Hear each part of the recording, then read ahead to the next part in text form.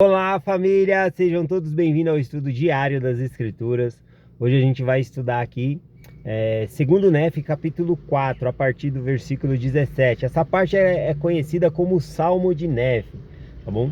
Dá para comparar com alguns salmos de Davi, tá bom? Salmo é canção, hino, né? E que Nefe ele vai falando de uma forma poética, tá bom? Então a gente vai identificar algumas coisas aqui. Eu vou lendo e já fazendo alguns comentários aqui. Eu amo muito esse salmo de Nefe aqui, né? Como é conhecida essa parte aqui. Então, ontem nós estudamos até o versículo 16 desse capítulo. E hoje a gente dá continuidade aqui a partir do versículo 17, que é então o salmo de Nefe. Continua começando assim, né? O versículo 17. Não obstante, apesar das grandes bondades do Senhor. Eu amo essa frase, né? Não obstante, ou seja, apesar disso, né? Ou seja, apesar das grandes bênçãos, né? Da bondade de Deus, ele continua. Mostrando-me as suas grandes e maravilhosas obras, meu coração exclama: ó, que homem miserável sou! Sim, meu coração se entristece por causa da minha carne. Minha alma se angustia por causa de minhas iniquidades. Iniquidades é pecado, né? Será que Nefe ele está então pecado? Conforme eu falei, aqui é uma forma poética, né, de falar. A gente consegue identificar no Salmo de Nefe aqui a angústia, o sofrimento que nós passamos nessa vida. Então ele é um homem comum, né? Ele passa por dificuldades, teve momentos de desânimo, como ele vai colocar aqui nesse salmo, tá bom? E a gente vai vendo aqui, mas ao ler esse salmo nós não podemos interpretar que Nefe era um grande pecador, nada disso, né? Então ele diz: estou cercado por causa das tentações que tão facilmente me envolvem. Imagina, né? Nefe ele não estava facilmente envolvido pelo pecado, nada disso. É uma forma dele compartilhar os seus sentimentos aqui. Outra pessoa, né, que nós podemos identificar que descrevia dessa maneira era Paulo, né? Paulo lá em Romanos capítulo 7, versículo 24, também ele diz, né, ó: miserável homem que sou, quem me livrará do corpo desta morte? Dou graças a Deus por Jesus Cristo nosso Senhor. Assim, eu mesmo, com a mente, sirvo a lei de Deus, mas com a carne, a lei do pecado. Parece que Paulo, né, ele está em conflito ali consigo mesmo, né? Ele quer obedecer a Deus, mas não consegue, né? Já vou explicar essa parte aqui. Por exemplo, voltando aqui para segundo Nefe, capítulo 4, versículo 19, Nefe diz assim, ó: e quando desejo alegrar-me, meu coração geme por causa de meus pecados, não obstante sem que confiei.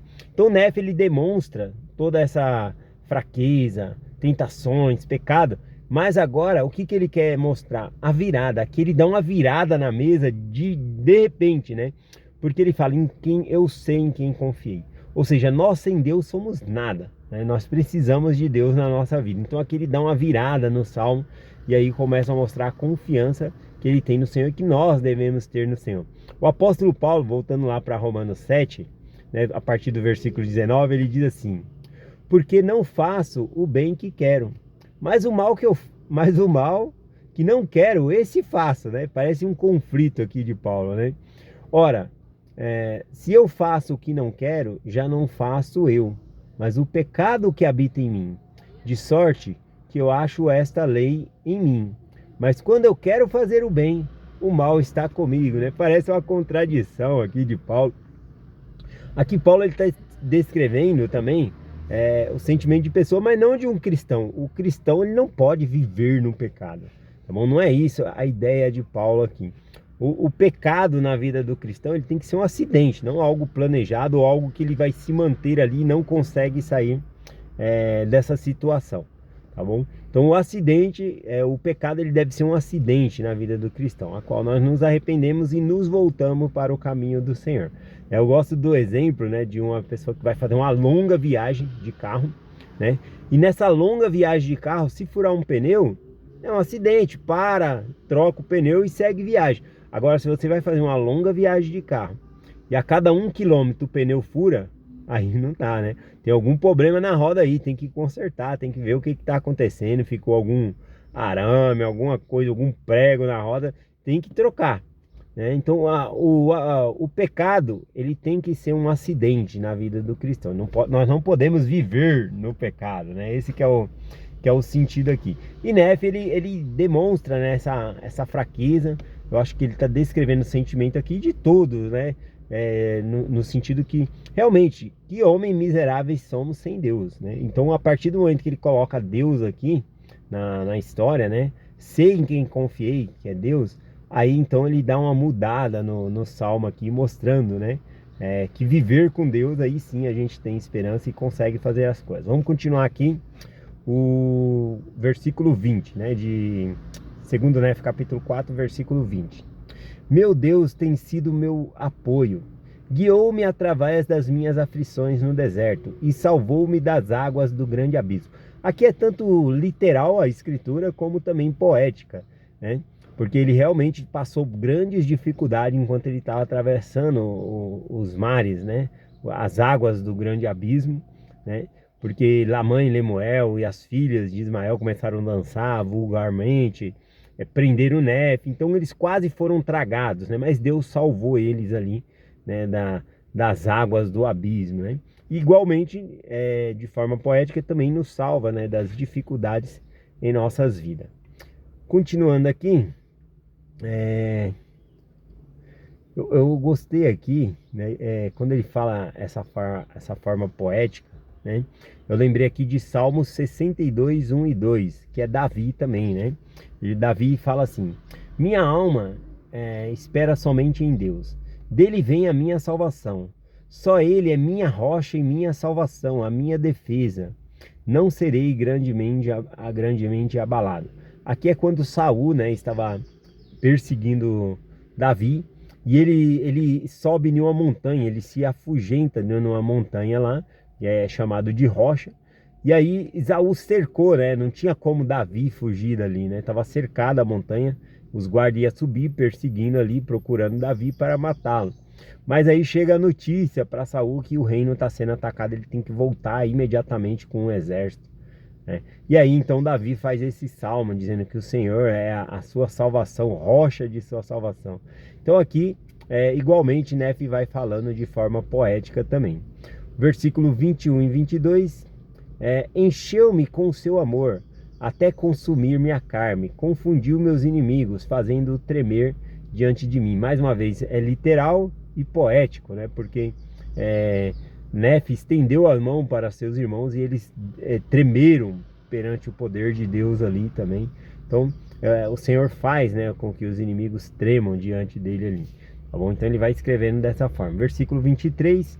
Eis que ele viu o meu clamor durante o dia e deu-me conhecimento por meio de visões durante a noite, revelações por meio de sonho, né? Esse é o significado, que Deus ele nos responde. Então esse salmo tem tudo a ver com a gente.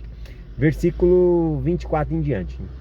E durante o dia eu ousadamente lhe dirigi fervorosa oração. Sim, elevei minha voz e anjos desceram e serviram. E sobre as asas do seu espírito o meu corpo foi arrebatado às montanhas muito altas. E meus olhos contemplaram grandes coisas, sim, demasiadamente grandes para o homem. Fui, portanto, proibido de escrevê-las.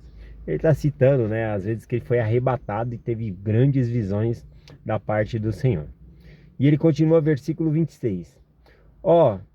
Então, se vi coisas tão grandiosas, e se o Senhor, em sua condescendência para com os filhos dos homens, visitou os homens com tanta misericórdia, por que, pois, deveria o meu coração chorar, e minha alma padecer no vale da tristeza, e minha carne definhar, e minhas forças diminuírem por causa de minhas aflições? Ele está fazendo uma comparação, as aflições com as grandes bênçãos, né, que Deus deu. Então, que as grandes bênçãos, que nós possamos olhar mais as grandes bênçãos do que nossas aflições. Tá bom? Se concentrar aí nas bênçãos que Deus nos deu. E por que eu cederia ao pecado por causa de minha carne? Sim, porque eu sucumbiria às tentações para que o maligno tivesse lugar em meu coração, a fim de destruir minha paz e afligir minha alma. Porque estou irado por causa de meu inimigo. Eu acho interessante aqui, né, que ele fala que quando cedemos à tentação, ao pecado, o inimigo ele tem poder sobre nós, ele tira a nossa paz, né? Então ele coloca. Aí novamente eu lembrei daquela frase que eu tô estudando para decorar essa frase. Eu achei linda, né? É do elder Paul V. Johnson, né? No discurso da conferência, ele diz assim: quando seguimos Satanás, damos poder a ele. E quando seguimos a Deus, ele nos dá poder, né? Ou seja, quando seguimos Satanás, damos a ele poder. Satanás tem poder sobre nós quando nós seguimos a ele. Mas quando nós seguimos a Deus, Deus nos dá poder, né? Então, ceder às tentações, aos pecados, dá poder a Satanás sobre nós. Ele vai tirar a nossa paz por conta disso. Continuando aqui, versículo 28 em diante: desperta minha alma, não te deixes abater pelo pecado. Regozija-te, ó meu coração, e não dê mais lugar ao inimigo de minha alma. Não te ires outra vez por causa de meus inimigos.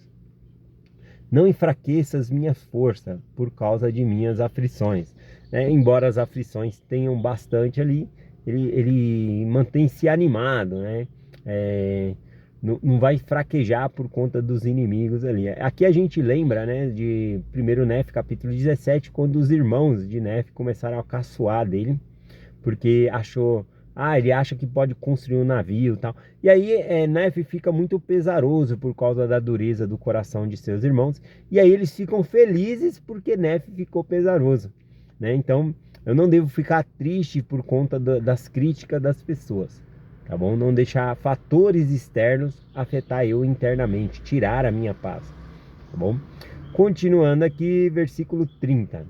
Regozija-te, ó meu coração, e clama ao Senhor. Diz: ó Senhor, eu te louvarei para sempre. Sim, minha alma regozijar-se-á em ti, meu Deus, minha rocha, minha salvação. Novamente lembrei aqui de Salmos 62, 1 e 3, que Davi fala que o Senhor é a rocha dele, né? A salvação aqui.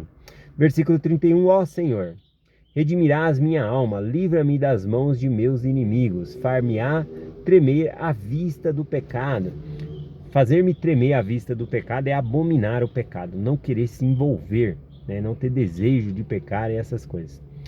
Que as portas do inferno estejam constantemente fechadas diante de mim, porque o meu coração está quebrantado e o contrito o meu espírito. Ó Senhor, não me feche as portas da retidão, para que eu ande na senda do vale baixo, para que eu seja firme no caminho plano.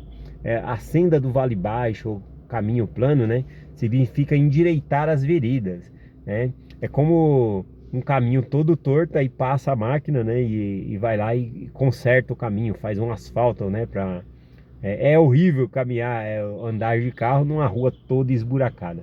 Mas quando tá tudo asfaltado, novinho ali, vai igual um tapete, lisinho. Isso é endireitar as veredas. Na época aqui, né, nessa escritura, significa andar em lugares planos, né, sem pedras, lugares bons para andar. Tá bom? Isso me lembrou Provérbios 3, versículo 6. Reconhece em todos os teus caminhos e ele endireitará as tuas veredas. Então, para que o Senhor conserte o nosso caminho, nós devemos ter gratidão em tudo o que ele nos faz. Bom, para reconhecer as bênçãos que ele faz. Versículo 33, e o Senhor rodeia-me com o teu manto de tua retidão. Ó Senhor, prepara um caminho para a minha fuga diante de meus inimigos. Endireita a minha vereda diante de mim. Não ponhas em meu caminho uma pedra de tropeço, mas limpa-o. Não obstrua e não obstruas o meu caminho, mas sim os caminhos de meus inimigos. Ó Senhor, confiei em ti e em ti confiarei sempre. Esse é o tópico do Salmo de Nef. Confiar no Senhor. Tem as provações e as bênçãos. E confiar no Senhor é o tópico principal aqui dessa mensagem, né? Confiar no Senhor. Não porei minha confiança no braço da carne, pois sei que aquele que confia no braço da carne é maldito. Sim, maldito é aquele que confia no homem. Ou seja, que faz da carne o seu braço. Até mesmo confiar em si mesmo, no sentido de confiar na minha própria sabedoria e não confiar em Deus, né? Tem um Provérbios aqui, 3, versículo 5, diz: confia no Senhor de todo o teu coração e não te estribe no teu próprio entendimento. Confiar mais em Deus do que em mim mesmo, tá bom? Versículo 35, o último versículo aqui do capítulo para nós finalizarmos o Salmo de Nef, diz: sim, eu sei que Deus dá liberalmente ao que pedir. Sim, o meu Deus dar-me-á se eu não pedir impropriamente. Tanto levantarei a minha voz a ti. Sim, clamarei a ti, meu Deus, minha rocha, minha retidão. Eis que minha voz eternamente ascenderá a ti, minha rocha e meu eterno Deus. Amém. Né? A minha voz eternamente clamará a ti, né? Significa de sempre estarmos buscando a Deus em oração. A parte que chamou a atenção aqui é que o Senhor concede de acordo com nossos pedidos. Se não pedirmos impropriamente, né? Pedir realmente a vontade do Senhor. É essa mensagem que eu quero compartilhar. Eu amo esse salmo aqui, né? E é essa mensagem que eu quero compartilhar com vocês em nome de Jesus Cristo. Amém. Até amanhã.